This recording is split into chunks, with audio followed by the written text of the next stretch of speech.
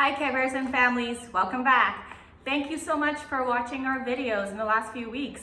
This week I've got more names of children who are answering my question in the communication book, and I will be drawing out that name very soon and they will get a prize from Mrs. Ng.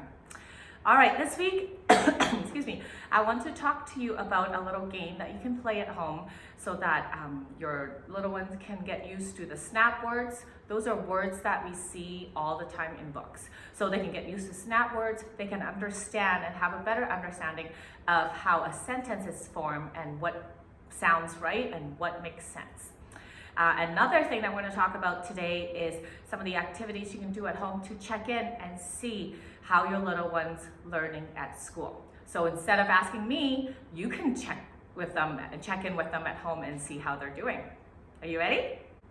This is a game that we play at school. It's called Mixed Up Sentences.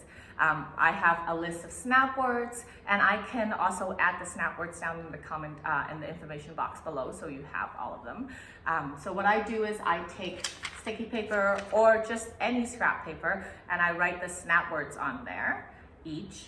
And a little bit of work for moms and dads and grown-ups to do before playing with them.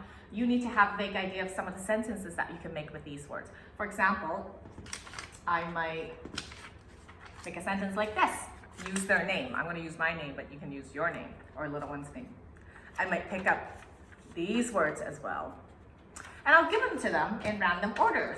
Like I might just do this and say, hey, can you fix that sentence and make it so that it makes sense and it sounds right? What do you think is going to go first? What's going to go second? What's going to go last? And sometimes you can give them little clues like, oh, look at the word Mrs. Ng. There's a period at the end. Usually we see period at the end of a sentence. You can, depending on your child, you can help them make the sentence together, or you can have them go at it. So if they are able to, they might make a sentence like this. I am Mrs. Ng. Of course, we're going to get them to read it. Don't forget your pointer power. If they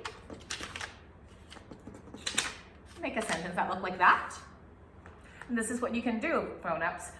Let's read it with them. Am Mrs. Ng I.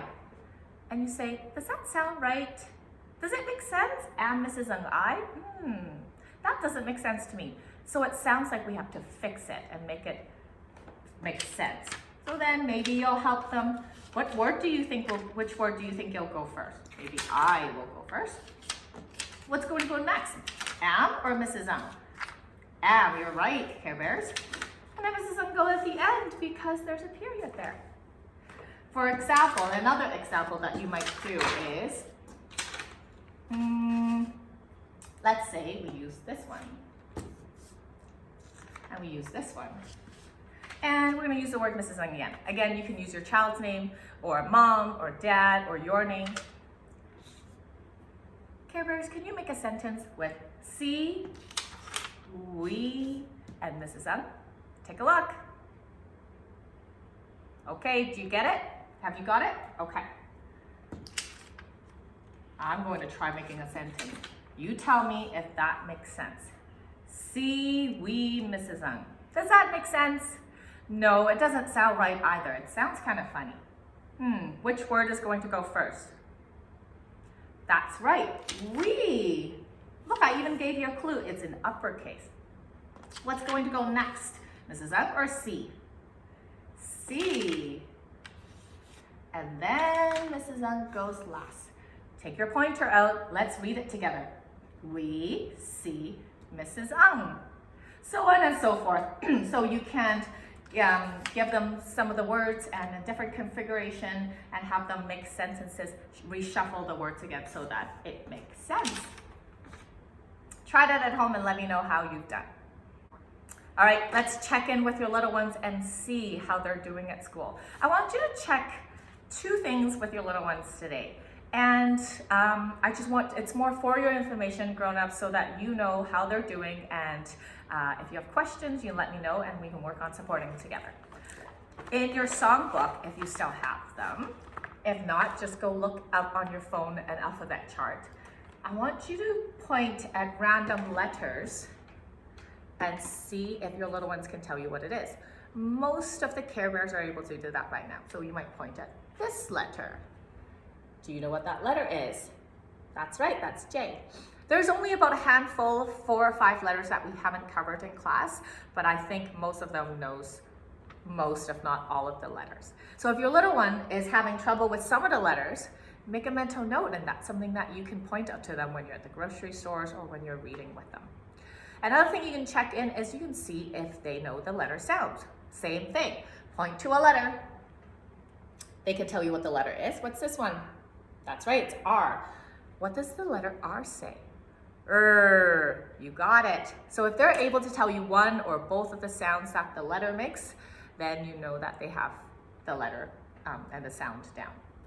If they are not sure about it, you can teach it to them, or you can look for songs on the internet, on YouTube about that letter.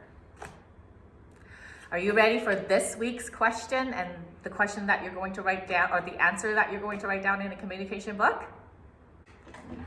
This week's job or question is, with your grown-ups help Care Bears, I want you to draw a picture of something that you did over the weekend in the communication book. So flip open to a new page in your communication book, or just a sheet of paper. That works as well. Draw a picture of something that you did over the weekend with your family or just on your own. It could be a little story, it could be something that you've done, and make sure to include who you were with, where it happened, and what you were doing. So if you can do that with your grown-ups help and it's in your communication book, I'll be checking next week and I'll make a draw for a winner for Mrs. Ng's prize. Okay? Sounds good. Well, that's it for this week. We'll see you next week. Bye-bye.